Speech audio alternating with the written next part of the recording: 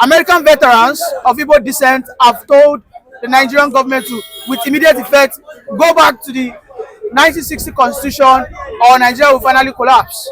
And immediately we saw the Commonwealth sending their delegate to meet President Tinubu that reconfigure, recalibrate, and restructure the country, or this sufferness will not stop. Quickly, Mr. Tinubu, what's your take on this? I've always been an advocate of that, because that will give people, regional autonomy to discover themselves. The regional powers in Nigeria have not been able to discover themselves, and know how to champion their respective, destinies. But ab initio, you find out that, that arrangement was balkanized because the foundations of which Nigeria was built was not something that is sustainable.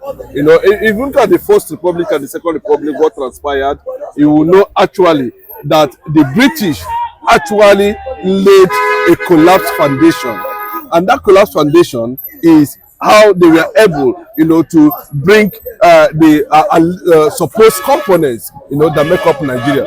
And secondly, if you look at when and how they begin the concept of protectorate, and of course, trying to bring certain people, there's a particular region that was not part of the meeting that gave birth to protectorate, and of course, subsequently, Nigeria.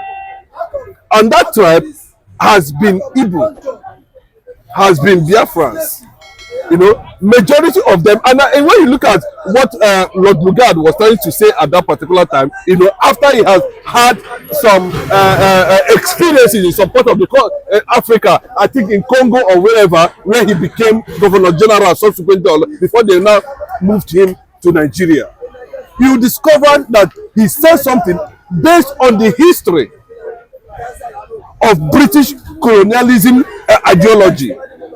And that ideology, they were actually looking at, that the Northerners, who operate a certain system of government when they came, which is seen, as a direct rule. So from there, they feel that these people too, that the other side is a little bit maybe advanced, or I don't know how they came up with that, arrangement, but I think there was an understanding that the Southern Protectorate is a little bit enlightened, and they struggled.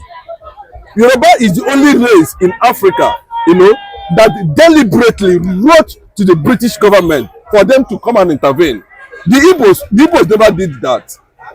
The Igbos fought them for how many years? For years. The Northerners, through the nomads, because they started studying, the influence of the Arab clan, as at that time, and they discovered that some elements of them under the Usman Dafodio constituents, who found themselves in the northern part of the country, were definitely used because if you look at it very well, the Arabs, has mastered, the conquest through trade. So they felt that, having had a kind of relationship with them based on their stand, as an empire at that time, and they decided to advise them to go into the military. That's what happened about Nigeria. Then when they finally come up with the concept of protectorate, Lagos was an administrative colony, an island, so to say, Lago de Coramo. That was what they used to call Lagos at that time. Lago de Coramo is a Portuguese word. You understand? So before they can now translate it to Lagos or thereabout and begin to hear all those kind of things and all that. But look at those people, Pan-Africanists, the likes of Kwame Nkrumah, the likes of Julius Nyerere, the likes of Macaulay, and of course Dr. Nnamdi Azikiwe, that started the concept, of Africanism that led to the independence of some African countries. But in Nigeria, how come we now have francophone countries that surrounded us? And how did the British negotiated, the buying? Nigeria was actually bought. They went to Berlin, to Germany, and discussed on how to share Africa without consultation. And that was why some of those things we are seeing today as a result of, is as a result of those decisions that were taken during that period. So after all said and done, they came up with that idea of regionalism that was subsequently balkanized as a result of the coup that came, that was taxed an Igbo coup, even though we know that it was not an Igbo coup, it was purely a military affair. So right after the journalism was the concept came up, the people, and that era was balkanized, and they're trying to find out that during that issue of regionalism, where we have Awolowo, as the head, we have the other one from the east, and of course from the south, from the north, they came together and started having a central government. But as a result of the way and manner the coup went, Major General Aguiyi, who happens to be the first military head of state of Nigeria, decided that I'm going to for this not to happen, maybe the fear of regionalism and for trying to keep Nigeria one, that there's need for us to have a unitary system of government.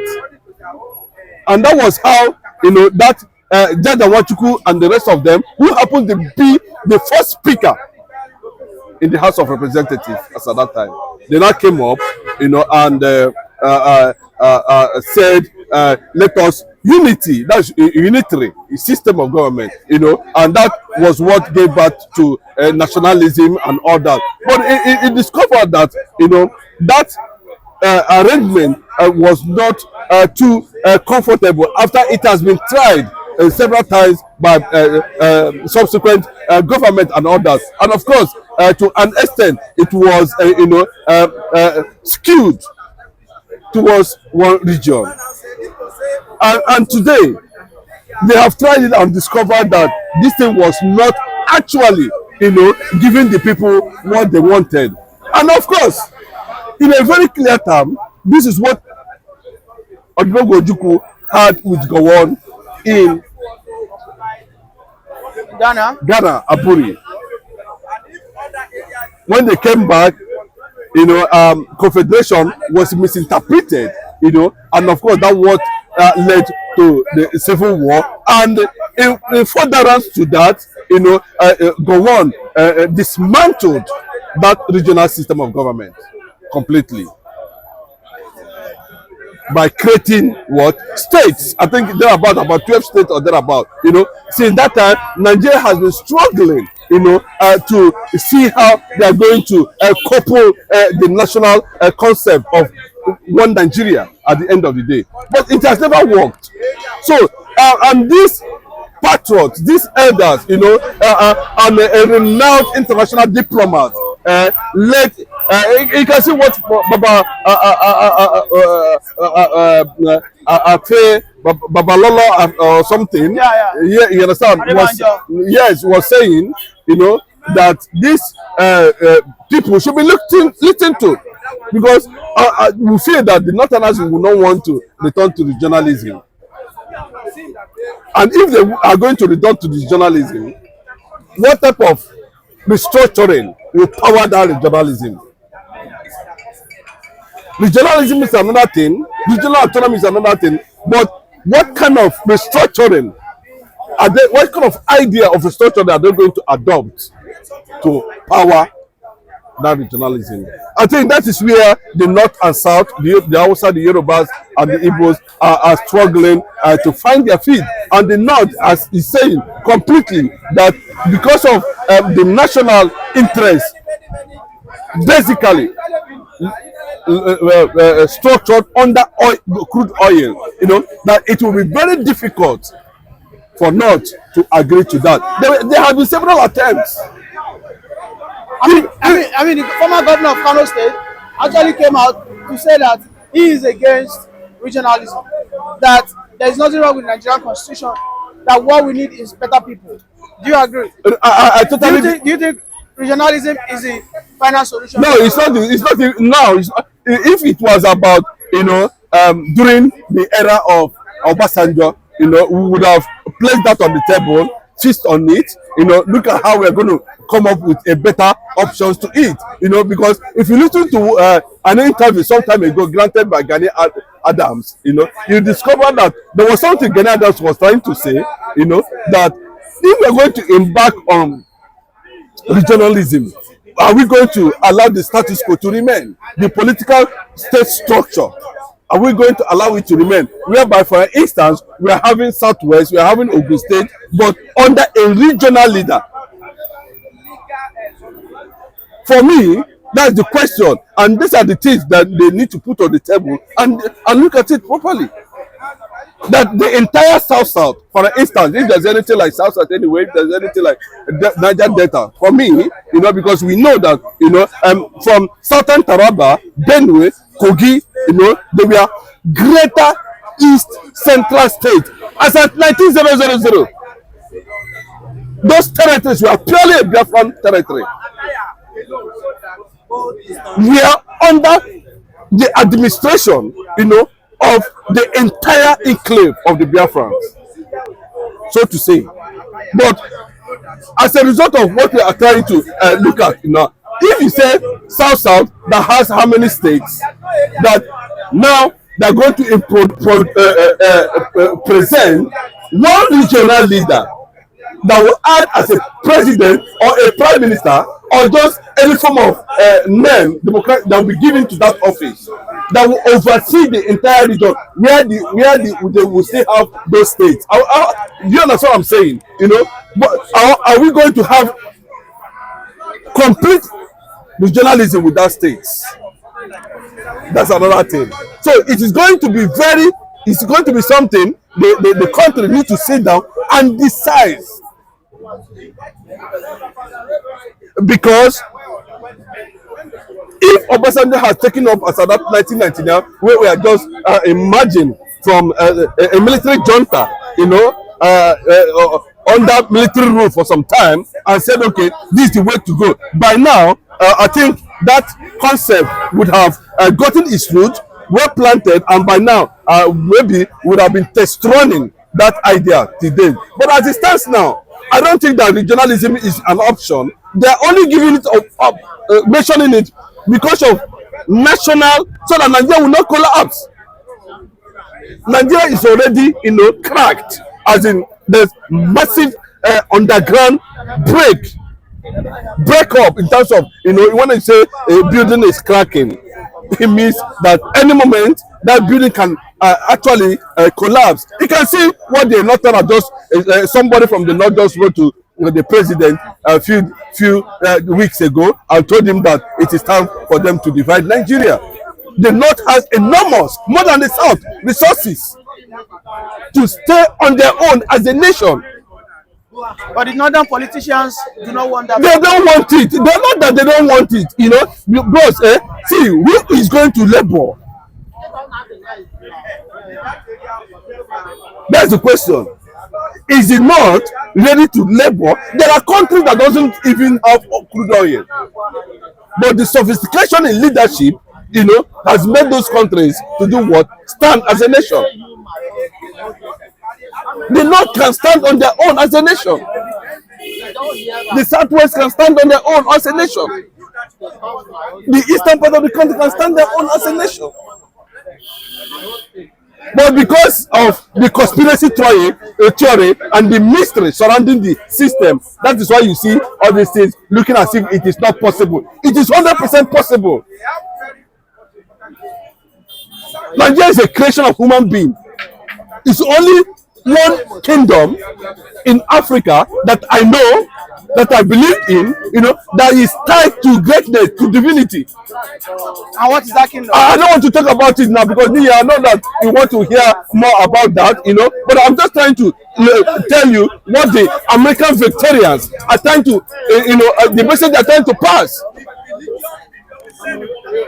Because the continued detention of Mazi Nnamdi Kanu there is giving credit and credibility to the quest for the world to call Nigeria. No, they are not psychologically sound.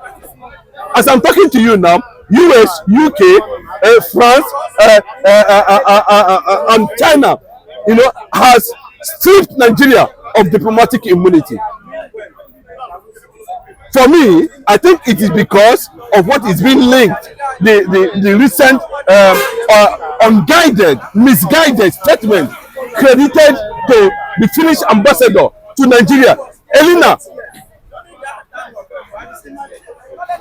who came out and maybe he was being induced and started making, it's already causing, misunderstanding among, committee of friends who are linked to an interest.